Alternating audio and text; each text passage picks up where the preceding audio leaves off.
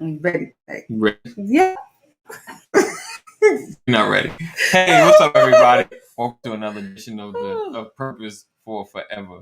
Yep, almost said it. He's about to say the wrong thing. See how he shows. do? Too many shows. It's all running together. This is the most important show. So we appreciate you guys. So all my replay viewers, make sure you share, invite, and tag another couple to be a part of this. We have an amazing couple tonight. Yes, we do. Go ahead. What? Who's coming up? Oh, now you want me to say I want you to say it. All right. We have Mr. and Mrs. CURVEY. All right. Hang tight. We'll be right back. Me and you together.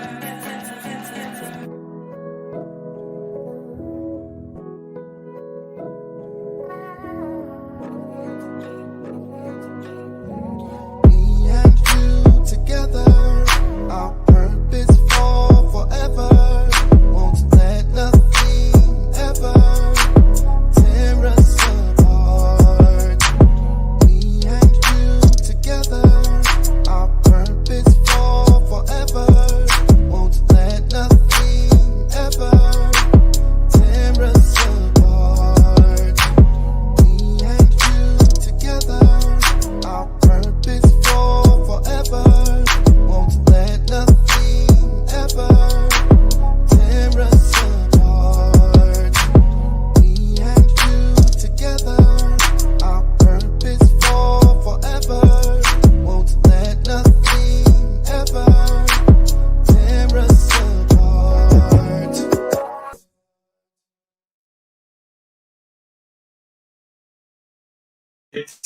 There we go.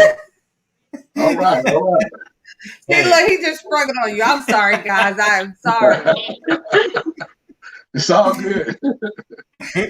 All right. So tonight we have Mr. KANEEM Yes. and Mrs. ELESHA CURVEY. Good job. Good job. Yeah. So hi, you guys, and welcome to our broadcast. Thank you guys in advance for coming on, being willing to share your story. Yes. Of course, we highlight relationships, and I think you guys have an awesome story to share. So we are going to, you got stuff in front of my eyes. Okay, so we are gonna jump right into your story. So we're gonna start out with some easy stuff. Right. All right. So tell us how you met. I love the missus. We met on blackpeoplemeet.com. Oh, Wow. Wow. really? Wait, okay, so hold on. Before you get to the rest of the story, I got questions. So what year was this? 2011. Okay. Okay, so y'all met online Wow. in 2011. Right. So was it like, Alicia, like one of them scroll left or, swipe right, swipe left type deals? Or did he swipe on you? Yeah, they didn't have that. Swipe left, swipe right back there. For me, it was I was new to that platform. Actually, my mom surprisingly said a couple of her friends who were in their 60s were using the app. So she told me, why don't you try? Because I was going through a divorce. And she said, why don't you just go out? And so I went, and I was just kind of, and I saw his picture, and he was just holding a drink like just normal looking, not posing, not doing all this extra, just drinking. I was like, oh, and I hit like, and that's what made him reach out to me. Gotcha. Okay. Wow. Okay. All right. So, okay, you guys met online. You liked his picture first, right? Okay, Yes. So KANEEM, you get this like from this young lady. Right. What's your first impression? Oh, she had on sunglasses. Wow. Now, why you have sunglasses on your picture? I have no idea, but I clicked on it anyway because I was curious. Right. And me being, I guess you could say I was a so-called veteran of Black People Meet. Yeah. Oh, okay. Not a veteran, but I said, oh well, let me try and see what this do. And we end up exchanging numbers, and we got to talking, and we just clicked from our conversations. All right. Wow. okay. So, Kaneem, prior to her, had you met? Hold on, I won't get you in trouble. I know the story. I know trouble. Okay, so had you met a lot of young ladies? Since you say you were like a veteran, so Right. had you met a lot of people online at that point? More than my fingers and toes. Okay, Wow, okay. all right, but obviously she was the one that was able to capture your full attention. Yeah, it was. She was. Because I had been on there for maybe a year or two. And, Okay. And I was on a trial subscription. The free trial was it a free trial? $11.99. It was a discounted trial. Yes. So I was looking at it like sifting through. Being that I had been married before, I knew what I was not going to tolerate or what I didn't want. Right. Okay. So I came into it with a purpose, and I was intentional about what I was looking for. So I had to go out. I mean, you can say anything with a picture or over the phone, but once we get in front of each other, you have to show your true self. You know what I'm saying? Okay. So I just got it from a lot of some. You just be surprised at people and how they put on the show. Right. But once you get in front of you and you start asking real life questions, you no longer can put that show on because I'm looking at your body language. Right. I'm looking at your response. I'm digging and I'm probing, trying to figure out, is you who I need to concentrate with, or am I wasting my time? It's only because I knew that if I didn't see you again, this was the last time I was going to see you forever. That was my thinking. All right. And so do you think you had that attitude about it because you had been previously married?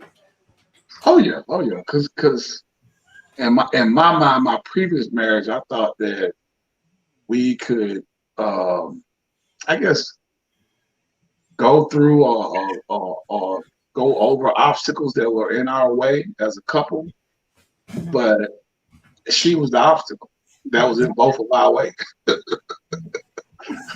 Okay. All right. So at this point, when you meet, did either of you have children? Both, yeah. Okay, so you both had. My child is older than her children from previous marriage. Okay. But I had my daughter when I was 17. Okay. Okay. All right. And Alicia, how many kids did you have at the time? 3. Okay. Yeah, they were small. All right. So Kaneem, what was that like? You meet this young lady, she online, you meet her, and now she has 3 small children. Were you hesitant? I always wanted to have a family. I always wanted to have a Okay. So my biggest hang up was, is her kids good? Right. Right. Are they gonna be an issue? Are they gonna be a problem? So I had to weigh that. Like, I think we dated 6 months before I met the kids. I think we dated like 6 months before I even met the kids. Wow. Oh, okay.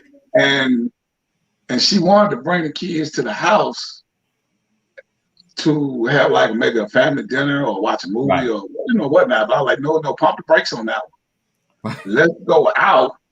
Right. That way I can see them out. Because if they come here, they might tear up something. He didn't tell me that.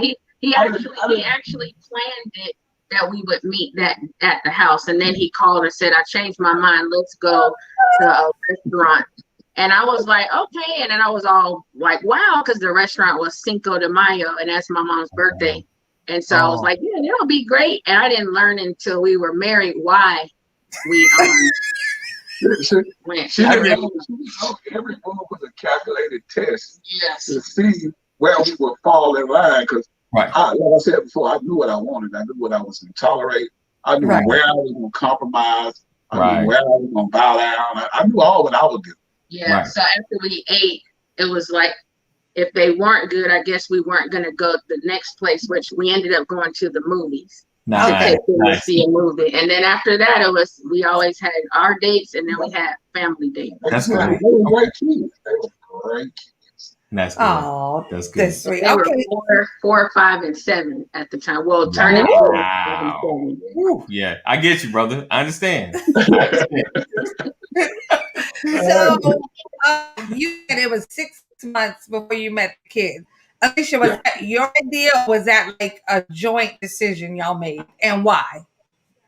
Well, initially, I never thought about him meeting them. I didn't know where it was going to go.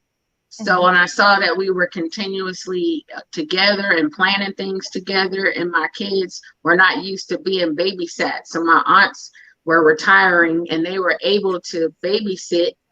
But my kids were, who are you seeing? Like, they were just like, why is she always going somewhere? And so I wanted them to see who I was seeing. That's what I asked them about. I said, do you mind meeting my kids? They want to see who my friend is. And that's how it came out. But I was content with how we were going. Like, I wasn't, hey, I want to meet your kids. I never come out my Yeah, it was purely me, because my kids were just used to us being our little tight knit, and things started to change. So I was cognizant of that. Well, one thing I noticed, because like from my previous marriage and dating before I got married and dating after I got divorced, was that when you immediately meet the children, if you have a good energy, if you have a positive energy, they gravitate to you and they kind of stick to you. And you don't want to let the kids down, but their mama said. Right. So I'll be like, hold on, I tell you what. So I made my mind up early on. I don't want to meet your kids. Right. I want to see how me and you gonna do. Right. If me and you don't mesh, Right. it don't matter about the kids. But we never talked about it. Like he said, everything was calculated, but it was in his mind. Yeah. I got you. Yeah. I got you, because the way it probably could come out. Yeah. Okay, so if I tell her that, it may be offensive. Right. Right. Right. Makes sense. How do you word something like that? I don't want to meet your kids. right. Keep it in your mind. That's good. So how long did y'all date before? And I'm going to assume, KANEEM, that you proposed. I did. Okay. So how long? She should tell you the story of the ambush interview, the interrogation. With the family? It was on the verge of being waterboarded. They got me good at that, because it was a total surprise. But what's your question? I'm gonna answer your question first. So how long did you guys date before you proposed? Yes. Well, because when we met, we had a good vibe. Our first actual date was we sat there for 5 hours in the restaurant talking. Nice. And every time we were together, it was just, it was like gathering information. We're building. So I'm sharing this with my friends. And so my friends are like, so what's his intentions? And in my head, I wasn't really worried about intentions, because like I said, I was just getting out of a divorce.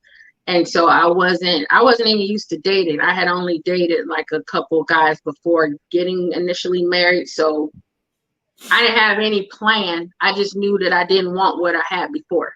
So they were getting anxious. Everybody else was getting like anxious to make sure he was not stringing me along, because I was just enjoying myself, doing things I had never done. Right.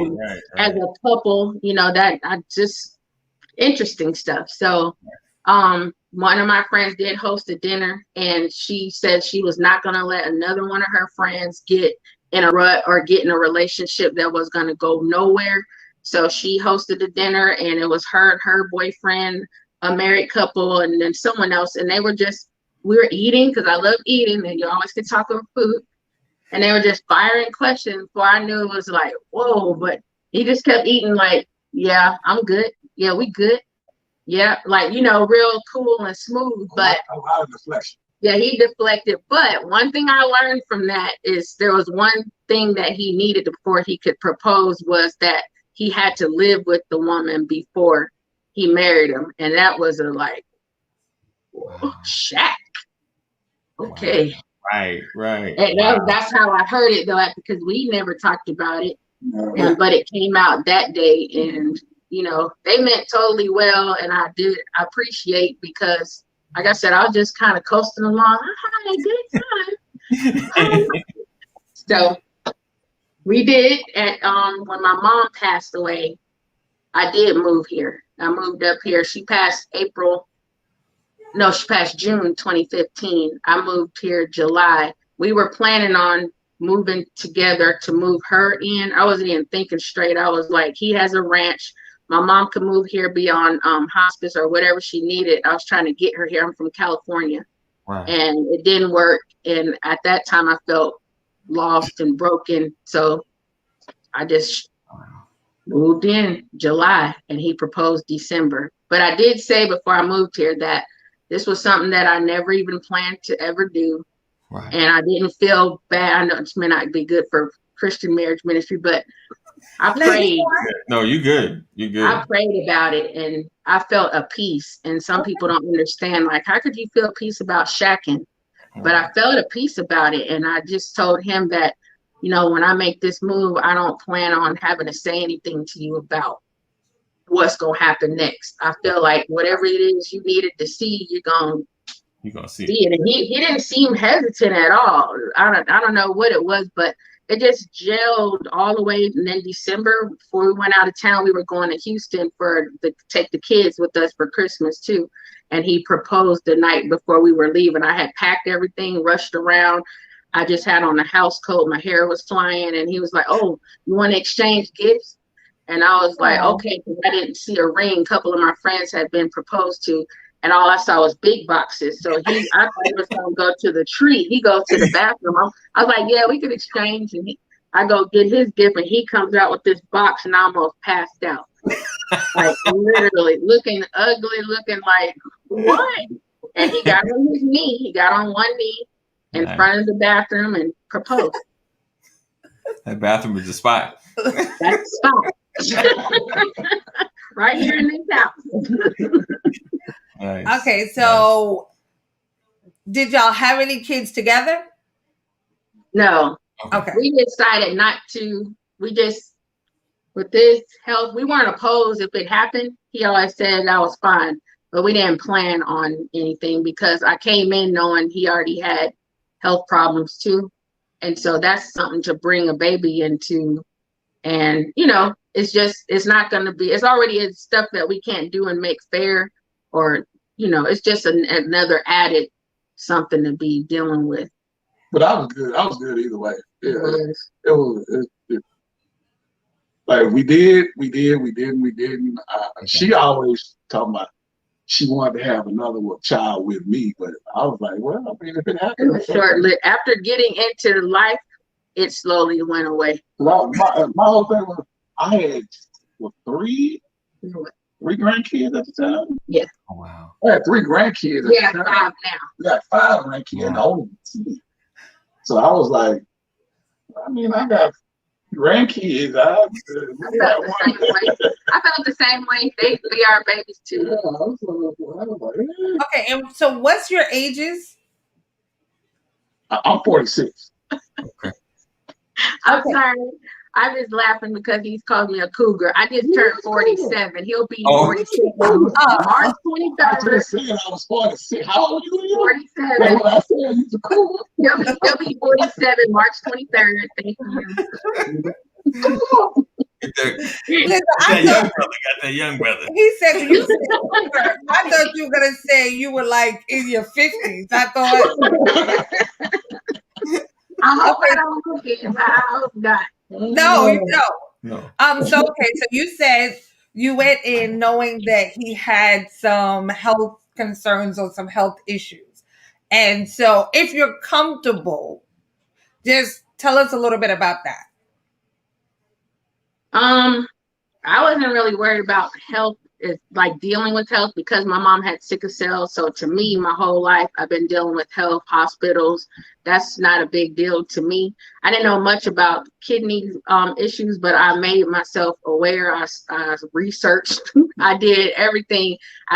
To me, I became his advocate, because he had been doing this on his own, a good job. But you know how you can be treated when you're by yourself. And if you just going through stuff, you can't remember a lot of things. Life is just hitting you. So I was there, and I just felt honored to be by his side to do it. And we went through a lot of ups and downs with it, because with being ill, you have things that spontaneously happen that can trump, like travel, fun, simple thing, even going to eat, anything.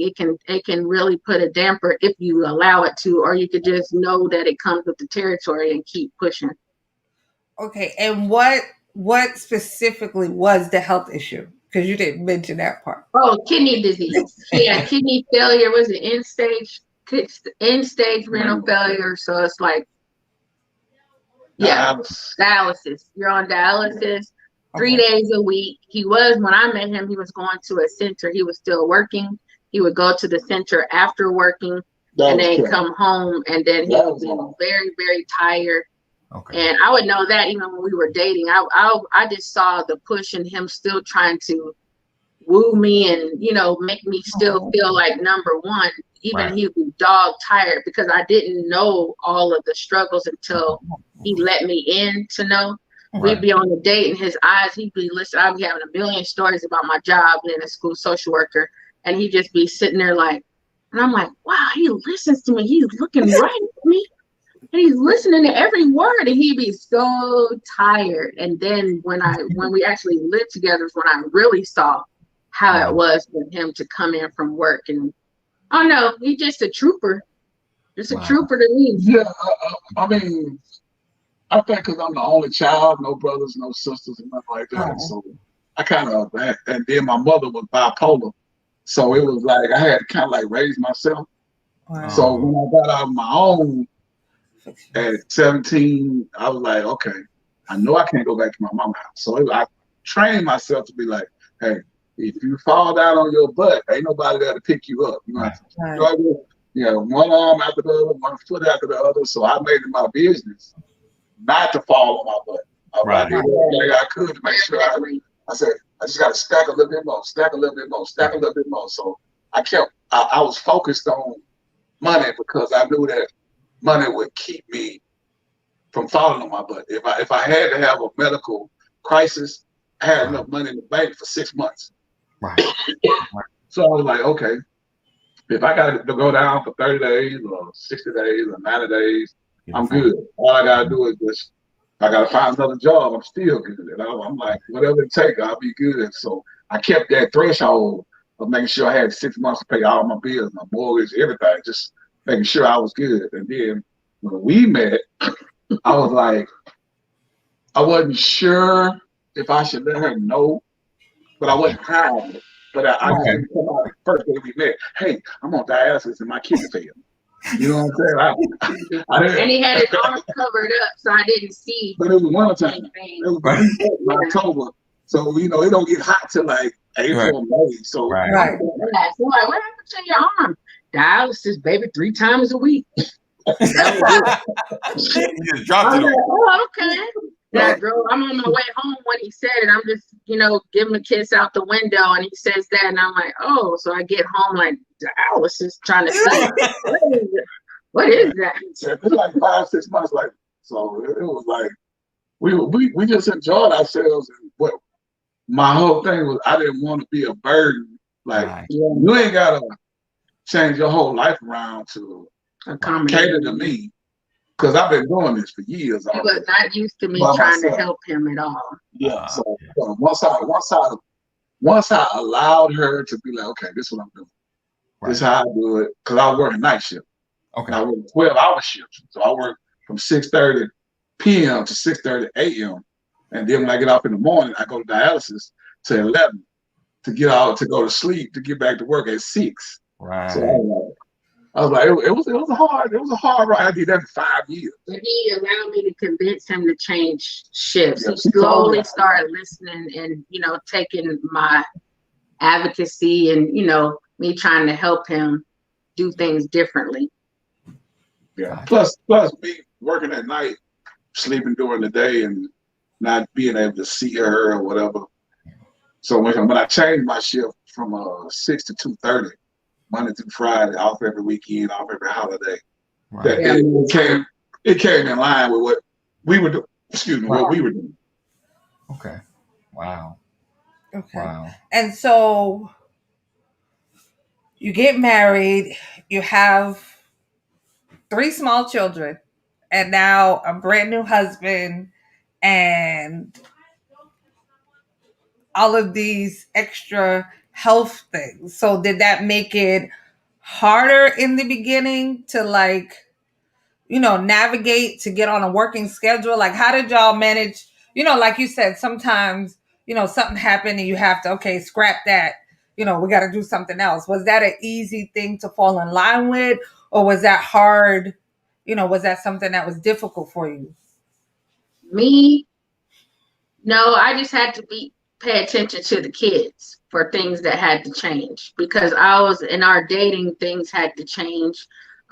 Certain plans we would make would have to change. And so, I was used to that and I was okay. But once the kids are involved, explaining to them why something has to change. Like we went to Las Vegas. We took the kids too. So we decided in April when we got married, that would be our family anniversary. Okay. And in October when we met would be our couple's anniversary. So when we took a trip to Las Vegas and we had planned to go to the Niagara Falls and all these Grand Canyon, all this other stuff, but his machine and stuff didn't make it. His medicine, he was going down, because once you don't have dialysis for so long, you start getting really sick. So he was getting really sick. You're about to get septic. Yeah, he was about to get really bad off. And so we couldn't go do any of that, because once his stuff came, I had to do the dialysis, in the room. And then, so me and the kids just kind of did stuff around we were at a resort. And then, then after that, he wasn't feeling well because he had waited all that time to get it. And so the kids were like, I thought he was going to Grand Canyon. I was like, yeah. Yes, but I'm always like, okay, well, this is what it is. This happened, and KANEEM is sick, so we can't go by ourselves. That wouldn't be fair. So we're going to come back, and we're going to do this again. And because he's a man of his word, they know we haven't made it back there, but we've been on other trips. They know we're still going. There's certain things we just chose not to do until he got his kidney. Now he has it. They know we're going. Nice. Okay, so throughout the process, were you able to work all the way up until you got your kidney? No, no, I went out on long-term disability in April of 2019. Okay. He had diverticulitis that they didn't diagnose. So he was very ill. He had a lot of different things happen to him between that and getting his kidney. Like, that's a whole nother testimony in itself, all the different surgeries he's had prior to getting the kidney. Oh, gotcha. Right. And so, Alicia, what was that like for you? Because I'm sure at that point there was, an extra added pressure. How did you maintain, everything with him being down? Boy. Yeah. Prayer, my own prayer life, being close to women that I'm attached to that prayed with me. Like, I'm a part of a women's group, a Priceless Gift Ministries, and I've been a part of them for, I forgot how many years, but it's been a long time from my previous to now. And every Wednesday we have 5:30 prayer. He was on that prayer list. I'm on the prayer list, just to keep the faith, keep the hope, and to be able to push and stay strong. So those ladies always, encourage me. I've been a part of other ministries that have encouraged me. I've had strangers, obey the Lord and speak a word into my life, because I don't care what you look like or where you're coming from or what you just said. If God sends a word, I'm always trying to hear, because I know I need the strength. So that's what's kept me going. And then him, ultimately, his attitude, his zeal for life and wanting to live too, that helps, because I'm in a group of other women who have husbands on dialysis, and that's not the case. Like, the men are depressed, they're grouchy, they're upset. And so that's an added thing you have to deal with. He's always been positive about his health. And if he slumps and says something crazy like, I guess I just ain't gonna get my kidney this year. But like, don't say that. We ain't saying that. This is our year. This is our year every year until it comes. Just our year. So that's him having his good attitude helps me too. I don't have to, try to lift this other human being up. I'm just being positive and we're feeding off of each other. That's really what's helped me too. All right. And KANEEM, how did you maintain that attitude, that upbeat attitude? How did you keep that? I mean, I guess I like I said, when I guess that's being an only child, and just that repetitive mindset that, hey, you got to make it. Ain't nobody gonna make it for you. You don't have to do your part, and if you want to live, say you want to live. Pray about it, be about it, talk about it, sing about it, whatever you need to do. But make sure you, because I want to live till I'm 70, 80 years old. And I tell her that. So I love life. I love everything up to this point, and I think our future is gonna be great. So I'm anxious to see what the future holds for her and I. So I mean, it wasn't hard. Do I have an outline or a plan or some type of list that I go by? No, it's just I enjoy life. Your mindset. Okay, and so through all of this, raising kids, the health issues, I see that you guys have, y'all have some businesses. So I did a little bit of Facebook stalking, just a little bit. And so I saw, KANEEM, so just for clarity, so you got your kidney last year, right? December 10th, 2020.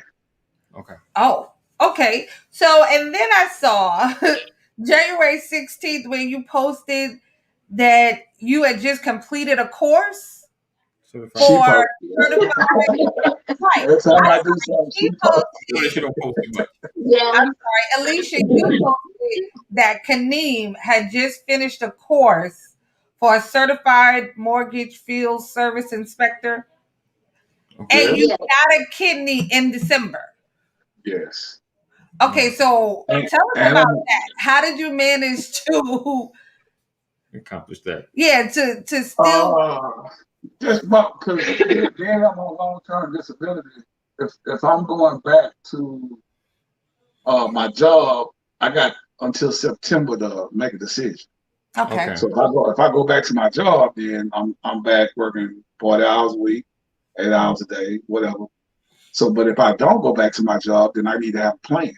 Right. So either way it go, I just want to be prepared for whatever decision me and her make. Right. So it's like, well, if she say, well, you need to go back to your job, I'm ready. Okay. But she said, you need to retire, I'm ready. I got another plan in motion. We got to keep the money coming in. Right. Just because I'm retiring from my old job, it doesn't mean that the money needs to stop flowing. Right. The money needs to stay consistent. So I just did some research while I was in recovery about what I could do with the limitations that I have. Okay. So I was like, okay, well, I feel this. All you gotta do is have your smartphone and a clipboard and a pen. I can do that. That's why I became a certified. Well, I should say, notary public. Yeah. So I'm for loan signing agent for loan packages. I did that. So, but it's all kind of other things. I might even drive for Uber or Lyft. Right. It just as long as we keep that money coming in, you know what I'm saying? Right, definitely. And we still have a home that we're gonna flip. Oh, well, we got soon this weekend. So we have tenants in there. We got to run a property. Okay. We're just trying to make any kind of way to keep the dollars flowing into the bank account and budget ourselves to have less dollars going out. Right.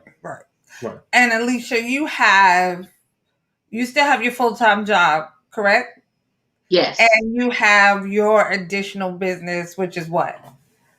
The Royal 5 accessories, $5 bling. Look at this. I'm talking about she lit up like sun. Right, I know, right? I love it. I love it. Okay, and how long have you been doing that, Alicia? 3 years. And what made you start that business? Grieving my mom, I was just feeling just like I need something. I need something. I didn't know what it could be, and I love my job, or I was loving my job, but that just wasn't fulfilling enough for me. And so when the business was introduced to me, my mom was a lover of jewelry. She was a fashionista. She went everywhere dressed up, even to the grocery store. People were always wondering, where are you going to, or where are you coming from? And she was just going to go get tomatoes or something. So I love jewelry too, but she was just a jewelry buff. So I thought like, wow, this is a great way to kind of honor my mom and kind of have fun doing something. But then once I started making the money, I was like, okay, I can't do this. It's just a hobby. I want this to grow. Yeah. So I changed. I was still shifting my mindset because there's other things I've learned to try to make it happen, because I don't plan to retire from the school system. I want to leave or early retire. So, and paparazzi is going to help me do that. Nice. And hubby, because because we have a certain amount of money that I have to make in order to do that, in addition to what we're doing together with our other business, E&K Solutions. Yeah, I mean, long Wait, what's the other business? E&K Solutions, Elisha and KANEEM. So that's what he does, his loan signing, notary. Our investment business is there. The pandemic hit, so we didn't continue trying to flip because we got stuck with the house. But we were just done with the renovations. It's gorgeous. We get hits all the time, but we need that money. We need that dollar amount to match what we need to say that it was a good flip. Yeah, once we put it on the market on March 10th. Okay. If everybody remember, we were on lockdown March the 15th. Yeah. So couldn't nobody know. Or we can bust a rubber tenant. So then we got some good ones in there, and so hopefully we can sit on it for a while and make money. Nice. So now let's see, how long altogether we've been married? 2016, April 3rd, 2016. I know, I should know. It's 17. Hey, bro. Now, if I didn't know that else, it'd be a bad night tonight if I didn't know that else. Yes, indeed. It'll be 5. Don't ask him that question. Don't ask him. July 5th. That don't count. May 9th. November 11th. Oh, look, now he knows something. All right. Question on you, bro. Okay, so in your stretch of being married, what are some of the things that you've discovered this time around that you didn't know about marriage? Communication. Wow, man, communication is, because we talk about everything. I mean, my feet hurt. I think I got a little scratch behind my ear. My belly button need cleaning out. Everything. It don't matter. You know what I'm saying? It's like, tell me everything, and I'm gonna tell you everything. So I mean, whether it be good, bad, or indifferent, I need to know it, because if I don't know it, it's a surprise, and it can go either negative or positive. Right. If I know it, I can prepare myself. Right. Nice. So communication has been your biggest strong and the biggest thing that you've gotten better with in this go around, in a sense. I would say I've learned it better. It was because my first wife, our communication was at a minimum. Right. Because we was always arguing. Right. We was trying to see who could talk the loudest, or who could hit below the belt the hardest. I mean, it was just a constant battle every day. Like, she just walk in the house. Why you got the blinds closed? Huh? You know all about the blinds closed? Why you didn't put your cup in the sink? They put it in the counter. And I'm thinking to myself, ain't you glad I put it in the kitchen? Right. It could have been anywhere else. I get you. It was just chaos, man. So Right. we didn't like when we talk about the future, we talk about the past, we Right. talk about what happened today, or I mean, it could be anything. You know what I'm saying? Yeah, Right. all the time. So, since both of you had been previously married and now, you meet each other, you're about to get okay, so you move in with him. Let's before we get to the marriage. So you Oh, move in with him. You got a Mandatory. baby mama. You got a baby mama and you got a baby daddy. Like, what was that transition like with the exes and you guys moving in together? Well, well, my baby mama was from my teenage years, and we never Oh, was in a Yeah, she relationship. didn't have kids Okay. from his previous. Her situation was more recent, so I Right. think she will give you more context to the question.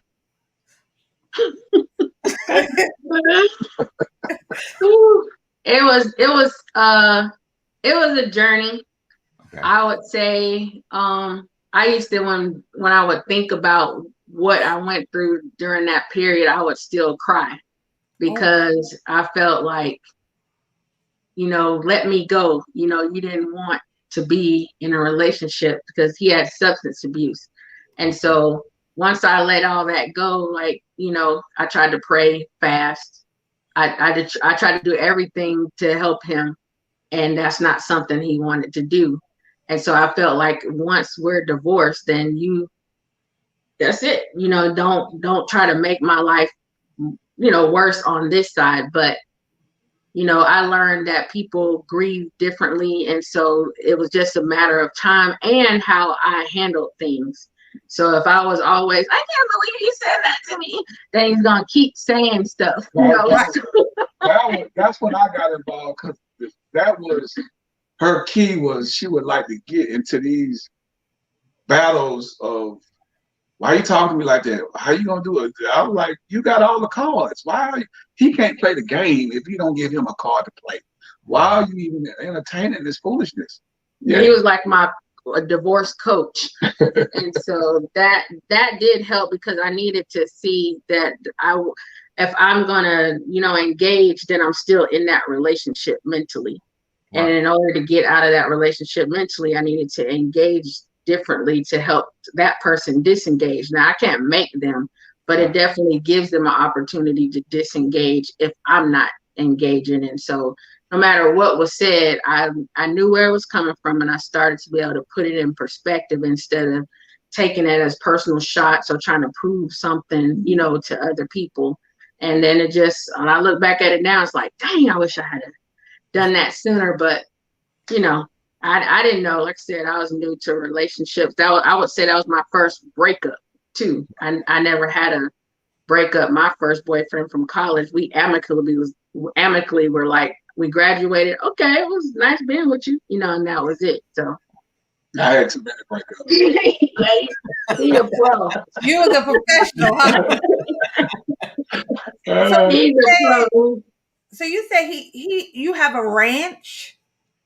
Yeah, on the basement. No, a ranch style Ranch house. style. Oh, okay. Right? I am from Texas, but I have down the horses. Listen, I was about to say, you got a horse? That was definitely my next question. I was going straight to horses. No horses. Yeah, it was just because it's flat, and I thought, my mom wouldn't have had to worry about stairs. So my house was stairs. So we got a basement. We had a basement, but she would be on the main level. Yeah. Right. Gotcha. All right. All All right. So I have one more question.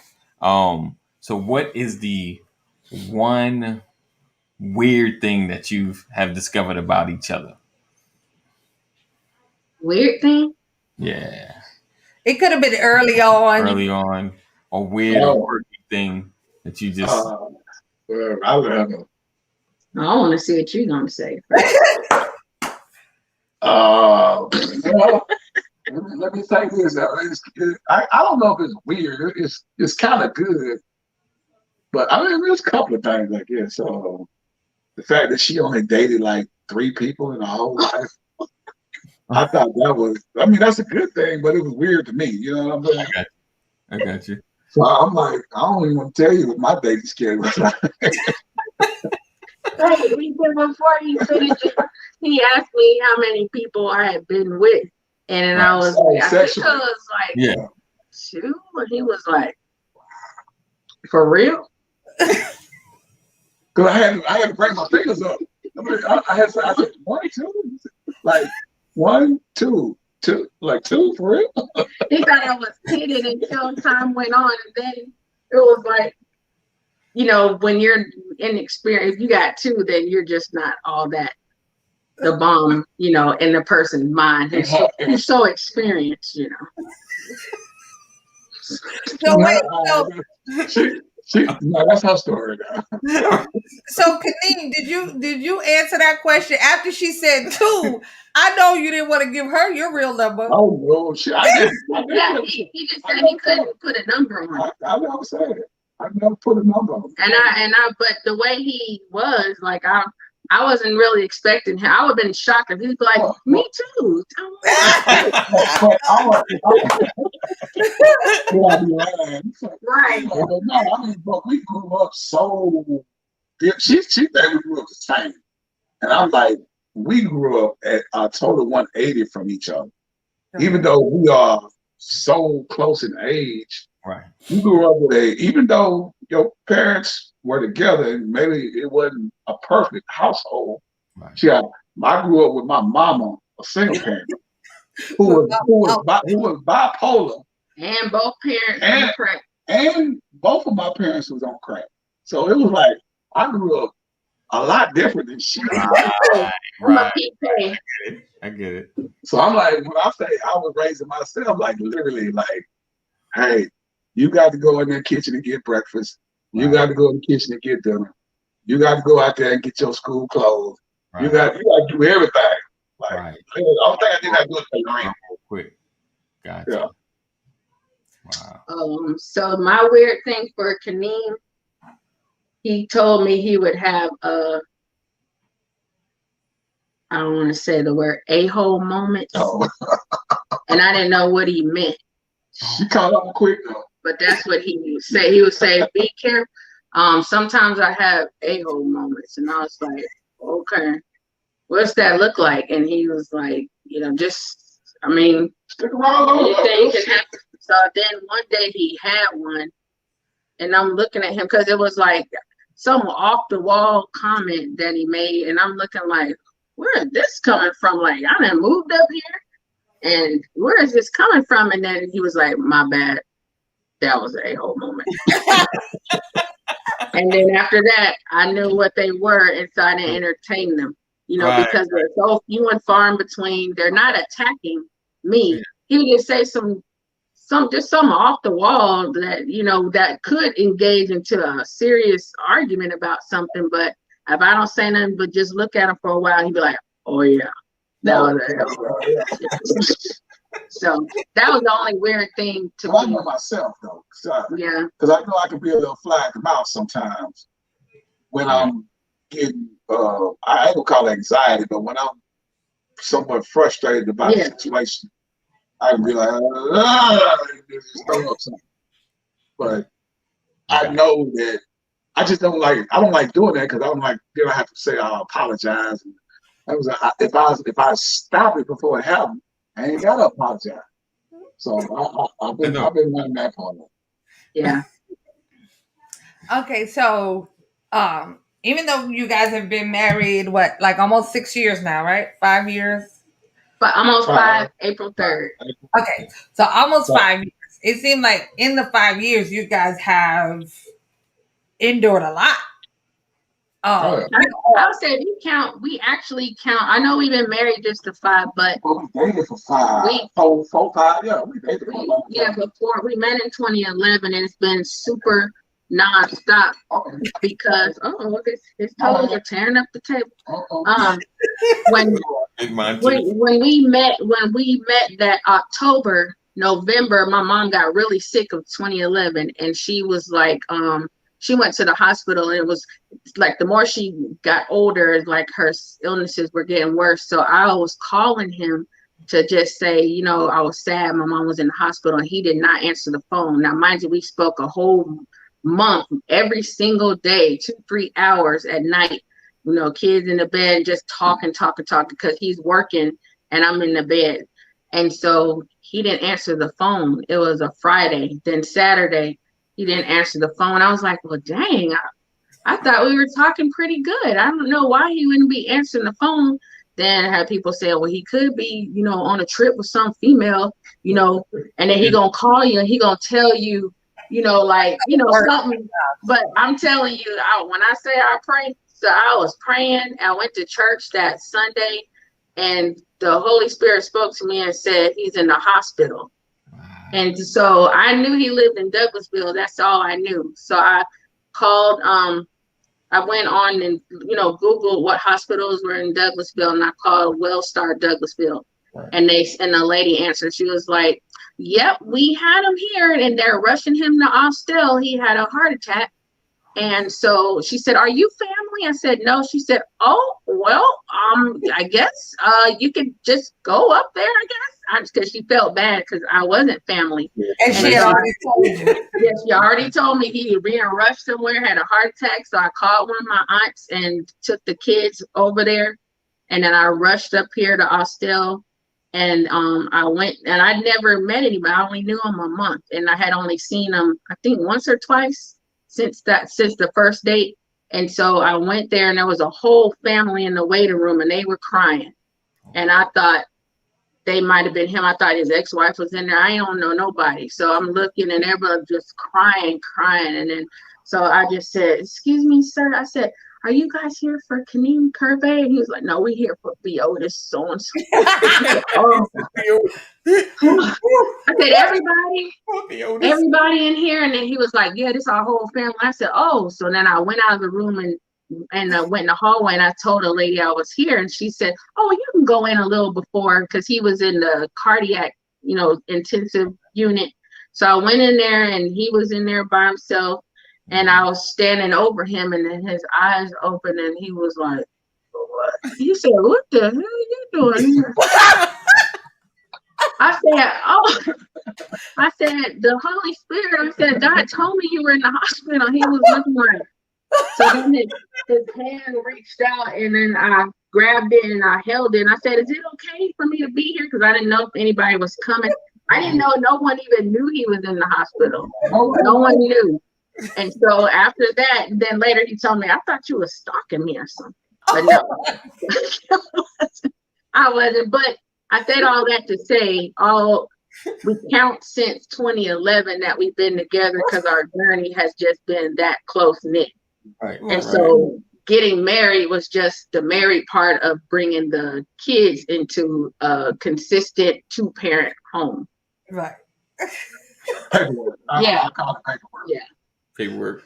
So KANEEM, when you look up in the hospital and you see her, She said, that's the first thing I said. What the hell? Oh, y'all.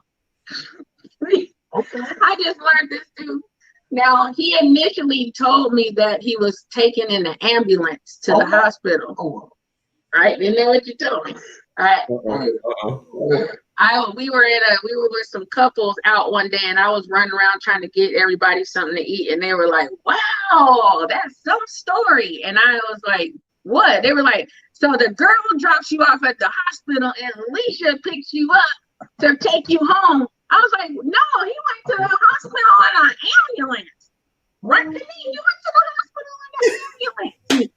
Oh, that's my story I'm sticking to. So later, we're like, I was like, why did you say that? You don't remember you went to the hospital? He was like, I was with a girl, and a girl too. Wow. We was fresh. We was new. right? I don't want to lose you. Oh, But man. yeah, that was really, really interesting. It's like, to me, God was showing him signs of me.